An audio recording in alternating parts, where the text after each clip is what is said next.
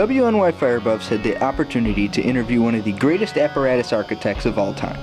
In our opinion, of course, but there's plenty of fact to back it up.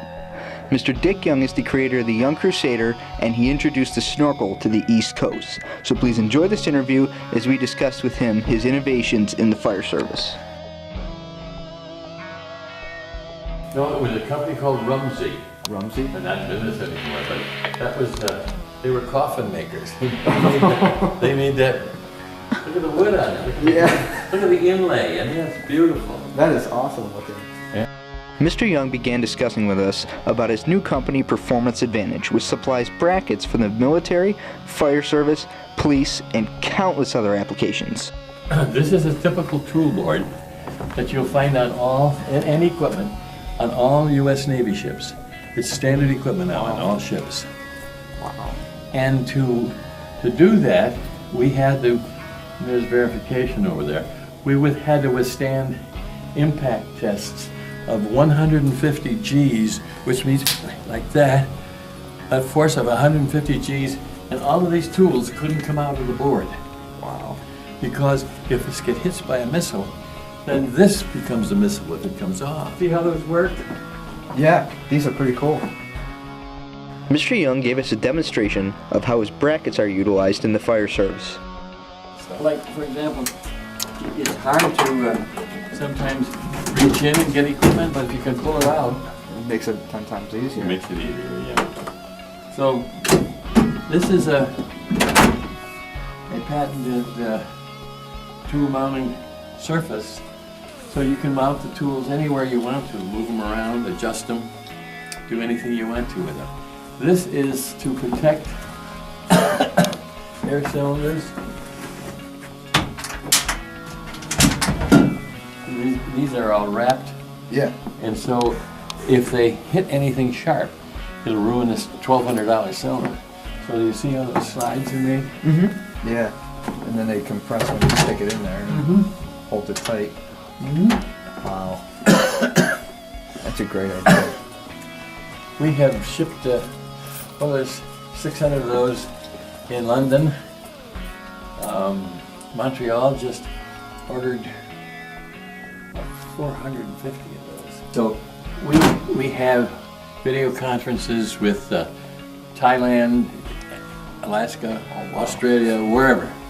All the time, all day, every day. Wow. Yeah, it's Just to learn what they need and...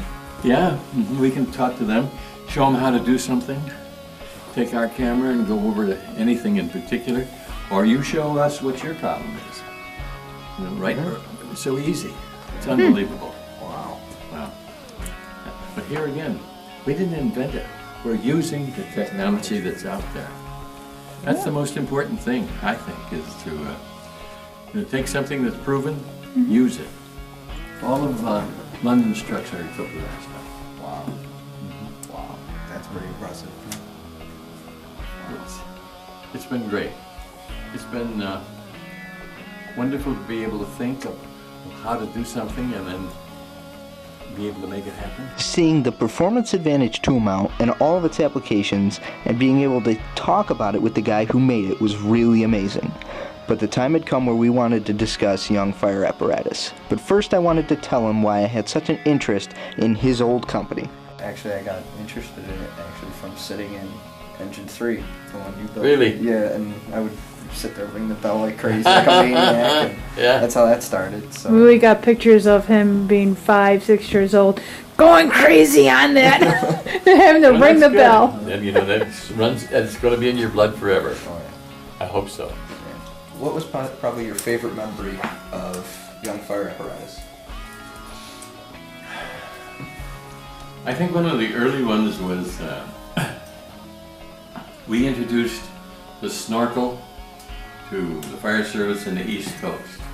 Okay. And so it was building one that would meet the NBFU specifications and demonstrating it. And that was fun. That was fun.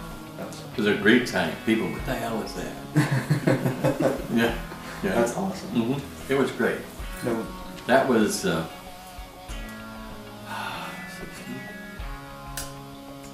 55 years ago.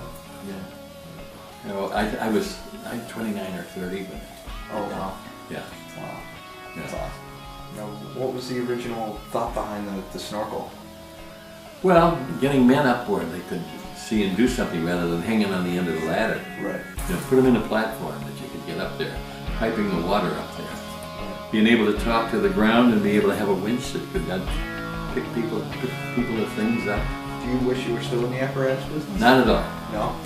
Not at all. It has become nobody's making any money in it. Right. And the big people who have the big production facilities and the big money behind them, they can afford to lose money if they want to get a deal. No small business can do that. You just can't do that. Right. So no, it's, and they can't be as innovative as we did because we had more freedom then. I liked it then, yeah. You have plenty, I'm sure you have plenty of ideas for the performance advantage in the bonding units, but do you ever just in your head think of some ideas for trucks and stuff?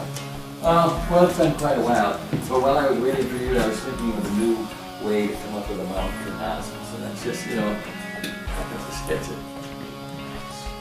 Then I got a nice engineer next door who can take my sketches and we can talk and he can take it from there. And build a prototype. Like you said, you didn't really invent it. You used the technology available. But was there anything that you completely MacGyvered from one product to transform it completely into something new? Well, it was kind of blew people's mind when we put those rear view mirrors up through the roof on the Crusader. Remember that? Yeah. Like, it's so simple. Why didn't we do that before? Right. And then you could see the guy in the rear step. It was. I don't know if you'd call him a guy, but he was just using what's out there and thinking of how we could better do it. There's no end to the potential for improving. Improving is a constant need, and it has come to the point. I think one thing. I just want to take a second and tell you about it, is I'm upset with electronics. We're building trucks you can't fix out in the field. If you don't have the computer and you don't have all those things, you're powerless. And I don't like that. I really don't like that. I think we're asking for trouble. I like in our brackets is you can fix them in the field, and that's the way we're going to keep them. I think we're getting, even on radios, think about it. All we depend on satellites. If you were an enemy and knock out the satellite, what do you got? Nothing. That's scary. Scary. It really, truly is. Yep. I think we need a very simple backup. Might not be as fast. And it's good, but I think we need it because somebody could take that satellite out just like that. Absolutely. So, again, I think the challenge of engineering is to maintain a simple repair. If that's always in your mind, then you'll keep you from getting too sophisticated. Sophisticated is okay in some instances, but not when you're up in Old Forge, New York, and your fire truck goes down. What do you do?